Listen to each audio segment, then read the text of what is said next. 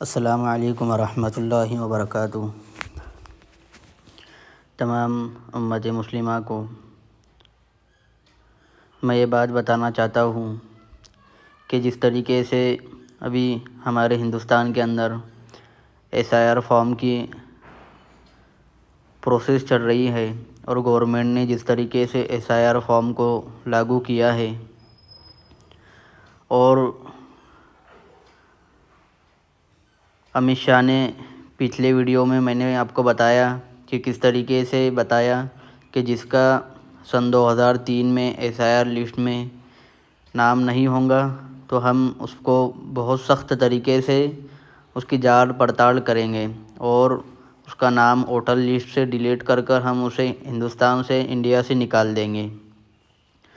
तो मेरे दोस्तों, इस पॉइंट को और इस SIR को आप सरसरी तौर पर और हल्के में ना लिए, बल्कि इसको खूब अच्छी तरीके से और ख़ुद का ज़ाती मसला समझकर, ख़ुद का, हमारे परिवार का और जो लोग अनएजुकेट है, जो लोग SIR को नहीं समझते या पढ़े लिखे नहीं हैं, हमारे अड़ोस पड़ोस में, हमारे गांव में, हमारे मोहल्ले में, तो हमें चाहिए, ख़ास तौर से नौजवानों को चाहिए कि इस पॉइंट को, इस फॉर्म को अच्छी तरीके से भरें और जिस तरीके से उलमाए किराम और हमारे मुस्लिम टीचर और हमारे मुस्लिम नौजवान इस काम में लगे हुए हैं, उनसे पूछकर, सोच समझकर इस फॉर्म को भरें। और आप देख रहे हैं कि स्क्रीन पर एक इन्फॉर्मेशन फॉर्म आपको दिख रहा है और मैं आपको बताना चाहूँगा कि किस तरीके से इस फॉर्म को भरें और बिल्कुल भी एक वर्ड की स्पेलिंग मिस्टेक और थोड़ी सी भी गलती ना करें। अगर डिटेल ऑफ इलेक्टोरल रोल पर SIR का जो लास्ट SIR है आपका, उसमें अगर थोड़ी सी भी मिस्टेक हो गई तो समझिए कि आपका फॉर्म जो है तो वो बिल्कुल रिजेक्ट कर दिया जाएगा और पता नहीं फिर इसके आगे क्या क्या किया जाएगा। तो चलिए मैं आपको बताता हूँ कि एनुमरेशन फॉर्म किस तरीके से फिलअप करें। अभी 12 स्टेट में ये लागू हो चुका है, जिसमें मध्य प्रदेश, उत्तर प्रदेश, बिहार, पश्चिम बंगाल, केरला, कर्नाटका। मैं चूँकि महाराष्ट्र से हूँ, अभी महाराष्ट्र में SIR लागू नहीं हुआ। सुनने में आ रहा है कि इलेक्शन के बाद नगर परिषद और पंचायत समिति के और ग्राम पंचायत के इलेक्शन जनवरी के एंडिंग में ख़त्म हो जाएंगे, तो जनवरी के बाद महाराष्ट्र में भी ये लागू हो सकता है। लेकिन जहाँ पर लागू हो चुका है और जहाँ नहीं हुआ, सबको ये वीडियो देखना लाजमी है। तो एनुमरेशन फॉर्म आपके घर पर आएगा BLO के ज़रिए, तो आपको उसको किस तरीके से फिलअप करना है। सबसे पहले आप इस कॉलम में देख सकते हैं कि यहाँ पर electors name, epic number, address pre printed, यानी जब आपके घर पर ये फॉर्म आएगा तो ये पहले से ये सब फिलअप होगा, आपको कुछ करने की ज़रूरत नहीं। सिर्फ आप उसको देखो कि वहाँ पर क्या लिखा हुआ है, सही है या नहीं है। उसके बाद अगले बॉक्स में आप देखेंगे कि सीरियल नंबर है, पार्ट नंबर और account number, PC number, state, ये भी प्री प्रिंटेड है, यानी पहले से लिखा हुआ आएगा। आपको कुछ करने की ज़रूरत नहीं, सिर्फ वॉच करो, देखो। यहाँ पर एक QR आएगा, QR कोड। ध्यान में रखिए कि आपको वही फॉर्म भरना है जिस पे QR कोड हो, क्योंकि आगे जब फॉर्म सबमिट होगा तो आपके QR कोड के ज़रिए उसको पहचाना जाएगा। तो आपको बाहर से इस तरीके का फॉर्म नहीं लेकर आना है कि जिस पर QR कोड ना हो। जो आपके घर पे इनोवेशन फॉर्म पंचायत समिति से या BLO के थ्रू आ रहा है, उसे ही आपको फिलअप करना है। ओल्ड फ़ोटो प्री प्रिंटेड आपका 2002-03 में जिस तरीके से होगा, या जिस तरीके से आपका पहला या पिछला जो आपका वोटर कार्ड बना हुआ है, वही फ़ोटो यहाँ पर आपका पहले से प्री प्रिंटेड होगा। आपको कुछ करने की ज़रूरत नहीं, आपको खुद ही पता चल जाएगा। अब ये जो बॉक्स है पास्ट करंट फ़ोटो, तो आपको इसमें नया फ़ोटो लगाना है। ये फ़ोटो नहीं, बल्कि अब एक नया फ़ोटो लगाना है। और आगे चल के जब वोटर कार्ड बनकर आएगा, इलेक्शन कार्ड, तो यही फ़ोटो में बनकर वो आएगा। तो चलिए, यहाँ तो आपको कुछ करने की ज़रूरत नहीं, सिर्फ यहाँ आपको एक फ़ोटो लगाना है और बाकी का जो है तो पहले से ही प्री प्रिंटेड आएगा। उसके बाद जो फॉर्म सबमिट कर रहा है, यानी जिसका फॉर्म हमें सबमिट करना है, उसका हमें यहाँ पर डिटेल भरना है। तो देखिए, फॉर एग्ज़ाम्पल यहाँ पर सबसे पहले डेट ऑफ बर्थ है, तो डेट ऑफ बर्थ आपकी फिल करना है और सही तरीके से बिल्कुल देखकर यहाँ पर दिन लिखना है कि आप कौन सी डेट को आपका बर्थ हुआ था। फॉर एग्ज़ाम्पल 9 तारीख, ये में महीना लिखना है और वाई में आपको सन लिखना है कि 1987, 2000, 2003, 2015, इस तरीके से जो भी है आपको भरना है। और आधार कार्ड यहाँ पर ऑप्शनल तो दिया हुआ है, लेकिन आपको आधार कार्ड नंबर ज़रूर भरना है, यहाँ पर ये गलती नहीं करनी है। मोबाइल नंबर भी आपको भरना है, चाहे पूरे फैमिली का सब एक ही भरे या सबका अलग अलग भी भर सकते हैं। फिर आपको फादर्स नेम भरना है, आपको फादर नेम भरना है। फॉर एग्ज़ाम्पल अगर किसी का वालिद का नाम बशीर हो तो यहाँ पर उसको उस तरीके से भरना है। और फिर यहाँ पर फादर्स या जिसका भी नाम आपने डाला है, ज़्यादातर कोशिश करिए कि फादर्स या किसी अच्छे गार्डियंस का नाम डालिए। फिर उनका यहाँ पर एपिक नंबर यानी वोटर कार्ड नंबर जो है तो उसको लिखना है, UAE जिस तरीके से भी है उसको फिल करना है। फिर उसके बाद यहाँ पर देखिए मदर्स नेम, तो मदर्स नेम भी बिल्कुल उसी तरीके से लिखिए और सही तरीके से लिखिए। और मदर्स का epic number, voter ID number आपको ज़रूर भरना है। फॉर एग्ज़ाम्पल जो भी नंबर हो UAE 00, उस तरीके से आपको फिल करना है। उसके बाद स्पाउस नेम आपको भरना है, स्पाउसेस नेम जो है। तो यहाँ पर ध्यान रखिए कि यहाँ पर अगर कोई पति या पत्नी जिनकी शादी हुई है तो वो यहाँ पर भरेंगे कि अगर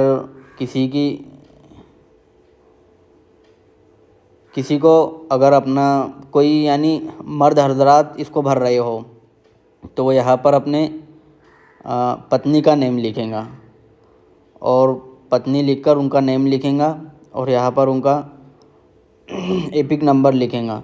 या अगर कोई पत्नी होंगी तो वो पति का नाम लिखकर यहाँ पर उनका ये लिखेंगी एपिक नंबर। उसके बाद तीसरा जो कॉलम है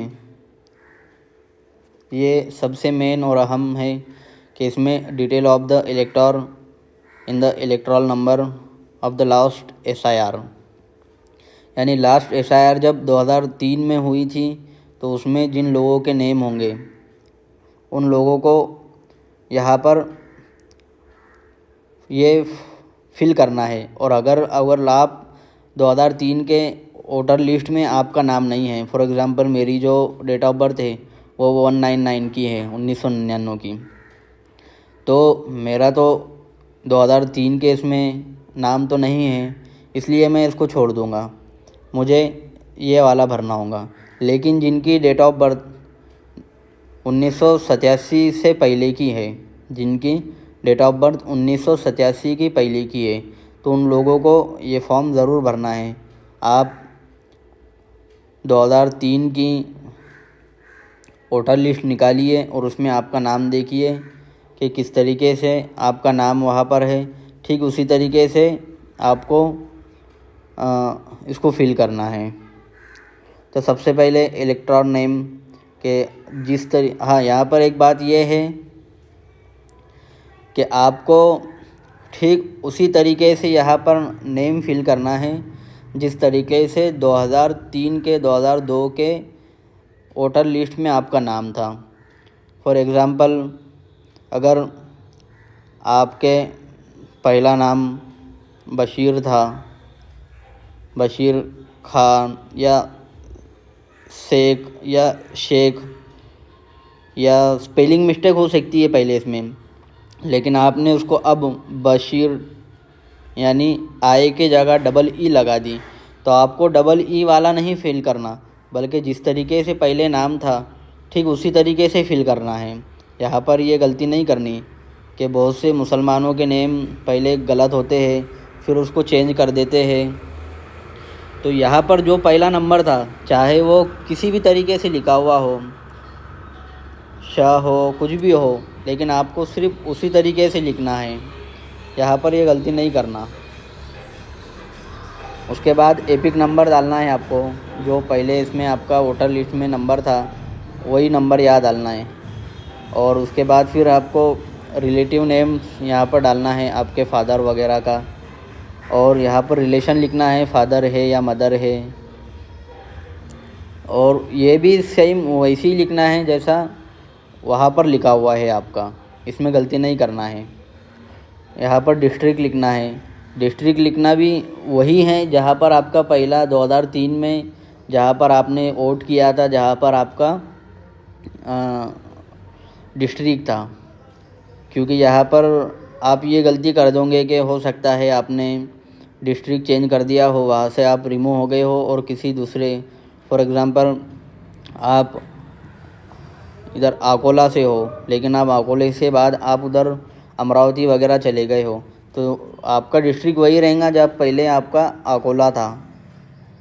स्टेट महाराष्ट्र अगर चेंज कर दी हो फिर भी आपका 2003 में जो स्टेट था वही लिखना है। अकाउंट नंबर आपको जो लिस्ट होंगी वहाँ पर आपको बता दिया जाएगा, पार्ट नंबर भी, सीरियल नंबर भी उस पर होगा, आपको ठीक उसी तरीके से फिल करना है।